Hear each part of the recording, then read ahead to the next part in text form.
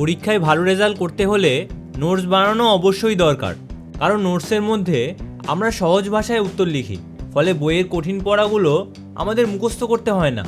এছাড়া টিচারদের ইম্পর্টেন্ট আমরা নোটসের মধ্যেই লিখে রাখি, তাই নোটস থেকে পড়াশোনা করলে সহজেই বেশি নম্বর পাওয়া যায়। তবে বেশিরভাগ স্টুডেন্ট নোটস বানাতেই চায় না, তারা সবসময় শুধু ফাঁকি দেওয়ার চেষ্টা করে। তাই টিচাররা যখন পড়ান তখন মনে মনে তারা অন্য কথা ভাবতে থাকে।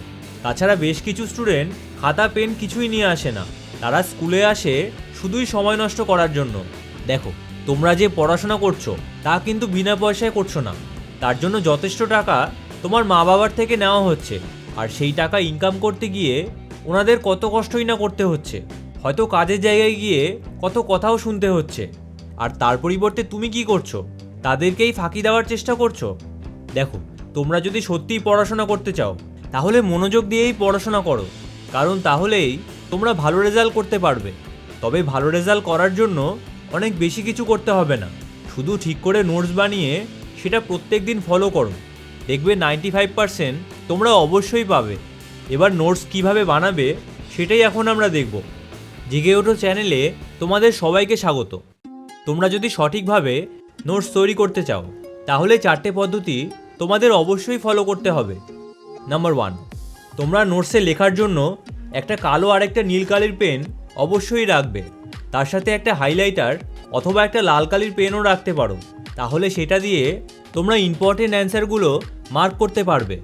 তোমরা নোটসের জন্য একটা আলাদা খাতা রাখবে, তাহলে পড়ার সময় দেখবে অনেক সুবিধা হবে। তবে অবশ্যই নোটসটা পরিষ্কার করে লিখবে, যাতে নোটসটা পড়তে কোনো অসুবিধে না হয়। এবার যেই পয়েন্টটা দেখব সেটা সবথেকে বেশি ইম্পর্টেন্ট, তাই সেটা অবশ্যই মন দিয়ে দেখো। নাম্বার 2, নোটসের মধ্যে কোনো একটা চ্যাপ্টার যখন কমপ্লিট করবে তারপর 2 থেকে 3টে পেজ তোমরা অবশ্যই ফাঁকা রাখবে, কারণ সেই চ্যাপ্টারের মধ্যে কোনো অ্যান্সার ধরো লেখা হয়নি, সেটা ওই পেজগুলোর মধ্যে সহজেই লিখতে পারবে। তাছাড়া ইম্পর্টেন্ট কিছু যদি অ্যাড করতে হয় তাহলে সেটাও ওখানে অ্যাড করতে পারবে। নাম্বার 3, তোমাদের যেই অ্যান্সারগুলো মুখস্থ হয়ে যাবে তার পাশে তোমরা টিকচিহ্ন দিয়ে দেবে, তাহলে রিভিশন করার সময় তোমাদের বুঝতে সুবিধা হবে। এছাড়া অ্যান্সারের যে জায়গাগুলো খুবই ইম্পর্টেন্ট তার তলায় তোমরা আন্ডারলাইন দিয়ে দেবে, তাহলে পড়ার সময় সেগুলো মনোযোগ দিয়ে পড়তে পারবে। তবে এই নোটসটা অনেক বেশি সুন্দর বানানোর দরকার নেই, কারণ তাহলে তোমাদের অনেক সময় নষ্ট হয়ে যাবে।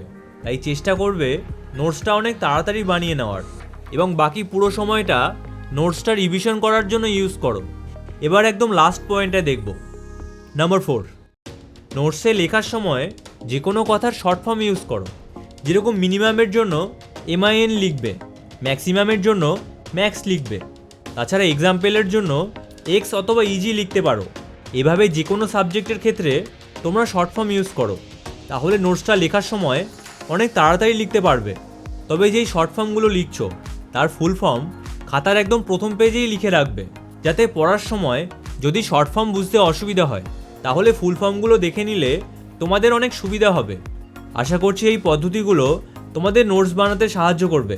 তবে তোমরা যদি পড়াশোনা করতে চাইছো কিন্তু পড়াশোনায় যদি একটুও মন বসছে না, তাহলে ডান দিকের ভিডিওটা দেখো। আর যদি এই নোটসের সম্বন্ধে আরও নতুন কিছু জানতে চাও তাহলে বাঁদিকের ভিডিওটা দেখো, তাহলে তোমাদের সাথে ওই ভিডিওতেই দেখা হচ্ছে। ভিডিওটা ভালো লাগলে চ্যানেলটা অবশ্যই সাবস্ক্রাইব করো।